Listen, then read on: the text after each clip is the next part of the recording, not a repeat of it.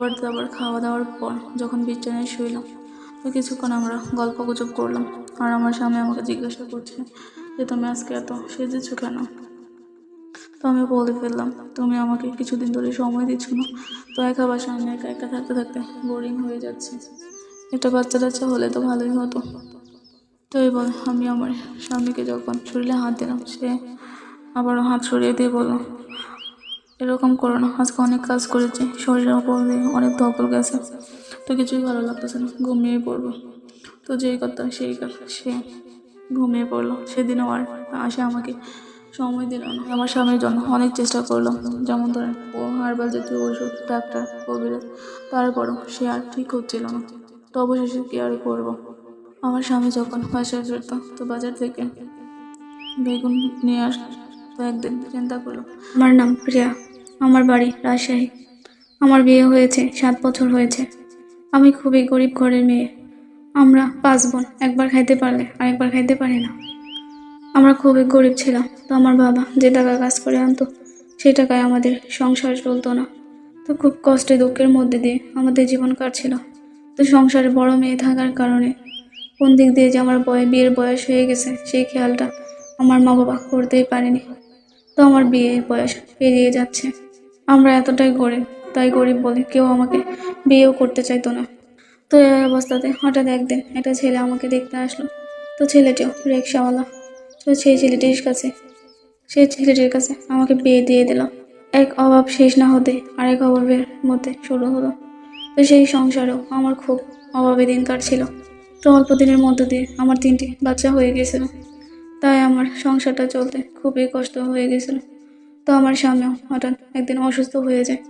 তো কি বলবো, আল্লাহ আমাদের ভাগ্য এমন করে লিখে দিয়েছে যে বাবার বাড়িতেও কষ্টে দিন কাটিয়েছি, এখন স্বামীর বাড়িতেও কষ্টে দিন যাপন করছি। তো আমার স্বামী এক পর্যায়ে ভালো হয়ে গেল, কিন্তু সে আগের মতো আর কাজ করতে চায় না। তো কৃষি কাজ করে, অনেক ভাড়ায় না, মন চাইলে করে না, মন চাইলে করে না। যদি কোনো কিছু বলি তাহলে স্বামী আমাকে ধরে উল্টাপাল্টা মার দেবে। তাই মারামারির ভয়ে আর কিছুই তাকে বলি না। তো ঘরে খাবার নাই, একদিন খাইতে পারলে আর একদিন খাইতে পারি না। তো এভাবে বাচ্চাদেরকে নিয়ে খুবই কষ্টে দিন কাটাচ্ছি। তো পাশের বাড়ির ভাবি আমাকে বলল, আপনারা এত কষ্ট করেন, আপনারা এনজিও থেকে টাকা উঠাইতে পারেন না। তো আমি ভাবিকে বললাম, ভাবি কীভাবে টাকা ওঠায় সেটা তো আমি জানি না, যদি আপনি বলে দিতেন তাহলে আমাদের হয়তো কিছুটা উপকার হতো। তাই আমার কথার শেষে সে উত্তর দিল, কেন বোঝো না, এগুলো বুঝতে হবে। তো আমি বললাম, আপা আমার জন্য একটু কষ্ট করবেন, তো আমাকে একটু নিয়ে যাবেন, আমি তো চিনি না। তারপর ভাবি বললেন, তো আগামীকালকে আমিও টাকা উঠাবো, তো তোমাকে আমি কালকে নিয়ে যাব। তো পরের দিন আমি স্বামীর থেকে অনুমতি নিলাম। তো অনুমতি নিয়ে তো স্বামীও আমাকে বলল, আমি যেহেতু তোমাকে জ্বালাইতে পারতেছি না এবং সংসারে এত অভাব অনটন, তো বাচ্চাদের মুখের দিক দেখায় যদি টাকা তুলে কিছু একটা করতে পারি তাহলে তো ভালোই দিন কাটবে, তাতে আমার কোনো সমস্যা নেই। এই বলে স্বামী ভাদাইমা আমাকে অনুমতি দিল। তো পরের দিনই ভাবির সঙ্গে সমিতিতে গেলাম। তো আমরা অনেক কথাবার্তা বললাম, অনেক আলোচনা করলাম। তো অবশেষে আমি 10,000 টাকার ঋণ উঠাবো, তো এই বিষয়ে আলোচনা করলাম।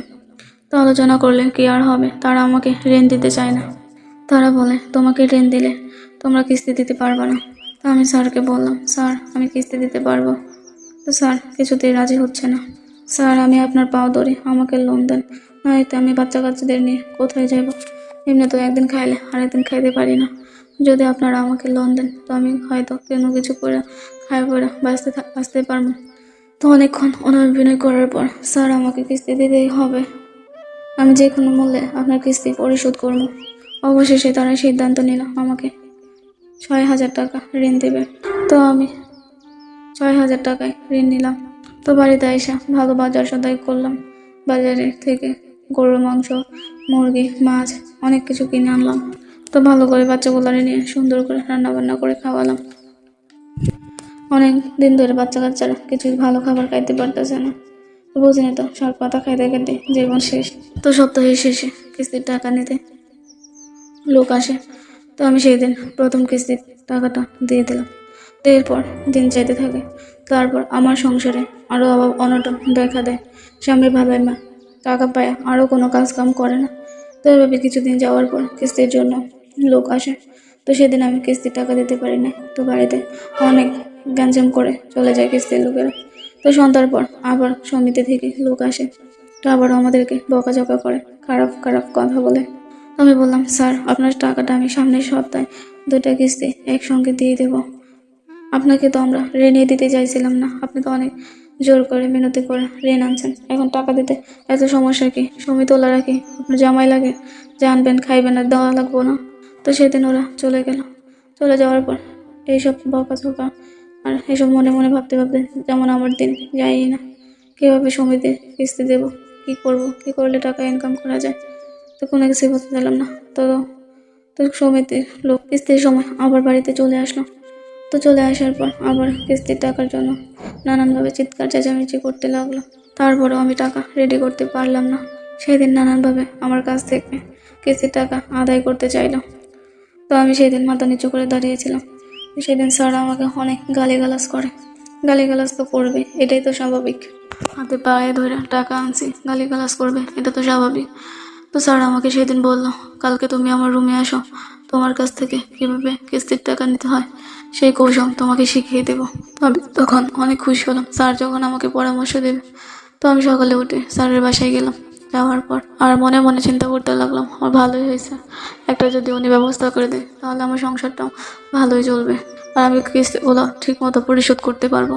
তো আমি রুমে গেলাম, গিয়ে দেখলাম স্যার বসে আছে। তো স্যার আমাকে ডাক দিলেন, এদিকে আসেন। পরে স্যার আমাকে পাশে নিয়ে বসালো। তো বসাই বলতেছে, আপনি তো আমাদের কাছ থেকে কিস্তি নিয়েছেন, এখন তো দিতে পারতেছেন না, সেটা তো আমরা বুঝতেছি। তো তুমি যদি আমাকে খুশি করতে পারো তাহলে তোমাকে আর কিস্তির টাকা পরিশোধ করতে হবে না। দেখো 3 বছর যাবৎ আমি আমার বাড়িতে যাইতে পারি না, বউ বাচ্চার সাথে দেখা করতে পারি না। তোমার দেখলে আমার ভেতরে খালি আগুন জ্বলে ওঠে, আর তোমাকে দেখলে মনে হয় আমার বইয়ের কথা। কী করবো, বইয়ের ধারে দর যাইতে পারি না, ছুটি দেয় না। তো সে আমার এই কথা বলে পাশে এসে বসলো। তো পাশে এসে বসে আমার খাটের মধ্যে শোয়াই দিল। তো শোয়াই দেওয়ার পর তার মনে মনে চিন্তা করলাম, আজ বুঝি আমার মানিজ্জত এখানেই শেষ, কেনই বা কিস্তি টাকা নিয়েছিলাম। বলতে গেলে এতটাই গরিব যে আমরা 3 বার 3 মুঠো ভালো করে খেতেই পাই না। তাছাড়া আমার মা খুব সুন্দরী, আমার মাকে দেখেই আমার বাবা বিয়ে করেছেন। তো আমার মা অনেক ধনী পরিবারের একজন মহিলা। তো কি আর বলবো, আমার মাকে দেখে আমার বাবা পুরো পাগল। তো এই ঘটনার মধ্যে দিয়ে কিছুদিন যাওয়ার পর আমার মাকে আমার মার বাবার বাড়ির কেউ বিয়ে দিতে চাইছিলেন না। তো হঠাৎ একদিন আমার বাবা জোর করে উঠিয়ে নিয়ে গিয়ে বিয়ে করলেন। তো এইভাবে তাদের সংসার জীবন শুরু। তো আপনারা বলতে পারেন যে আপনি এই ঘটনাটি কী করে জানলেন। আপনারা হয়তো যেভাবে জানেন মা বাবার কাছ থেকে অতীতের ঘটনা, তো আমিও হয়তো সেইভাবেই শুনেছি, কেননা আমরা সবাই অনেক ফ্রি থাকতাম। তো সেই সময় মা আমাদেরকে ওই গল্পটা বলে শোনাতো যে তোর বাবাও এরকম আমাকে দেখেই বিয়ে করেছিল। তো অভাব অনটনের কারণে বেশি দূর পর্যন্ত পড়াশোনা করতে পারিনি। তো আমার যখন যৌবন শুরু হতে লাগলো তখনই আমাকে বিয়ে দিল এমন একটা ঘরে, সেই ঘরের স্বামীও অনেক গরিব। ভেবেছিলাম যে বাবার বাড়িতে কষ্ট করে বড় হয়েছে, হয়তো স্বামীর বাড়িতে এসে সুখে শান্তিতে জীবন কাটাবো। তো আরেকটি কথা আপনাদের না বললে নেই, আমার স্বামীর বাড়ি ছিল আমাদের বাড়ি থেকে কিছুটা দূরে। তো আমার স্বামীর চেহারা ছিল রোগা পাতলা, গরিব মানুষ, বুঝতে তো পারেন 3 বেলা 3 মুঠো খেতে পারে না, তাদের আবার কী অবস্থা। তো আমার যখন বিয়ে হলো প্রথম বাসর রাত, তো বাসর রাতে আমার স্বামীর সঙ্গে থাকলাম। তো সে আমাকে ভালোই সুখ দিল। তো এভাবে কিছুদিন সংসার করার পর সে ঢাকায় চলে গেল। তো ঢাকায় যাওয়ার পর আমাকেও সাথে নিয়ে গেল। তো সেইখানে একটা গার্মেন্টসে চাকরি নিল।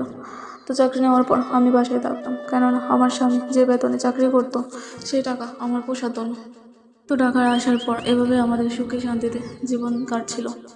তো কাটার পর হঠাৎ তো আমার স্বামী ঢাকায় আসার পর আর সে আমাকে আগের মতো আর সময় দেয় না। কাছে আসলে বলে দূরে যাও, ভালো লাগছে না, এসব বাহানা শুরু করে দেয়। তো কী আর করবো, আমি বাসায় একা থাকি, ভালোও লাগে না।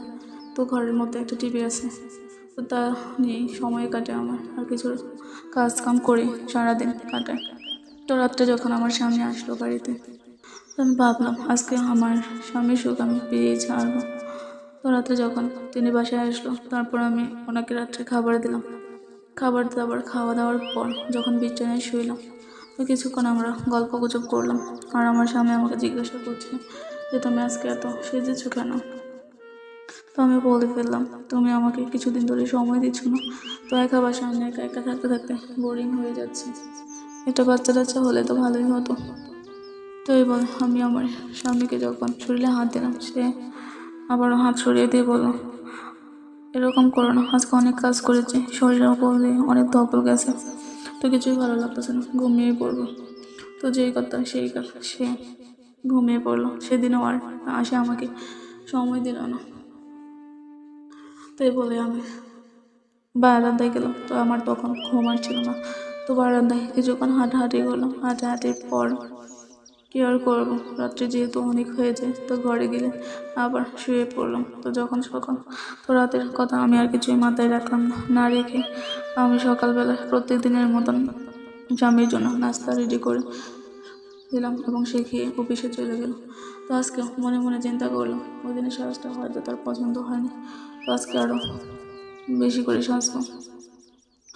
এই বলে আজকে স্বামী আসার আগে সব কাজ কাম শেষ করে সেজে গুজে বসে রইলাম। তো সে আবার দরজায় কলিং বেল দিতে আমি ছুটে গিয়ে দরজা খুললাম। তখন দেখলাম সে তো কি জানি কার সঙ্গে কথা বলতেছে। তো বলতে বলতে রুমে ঢুকলো।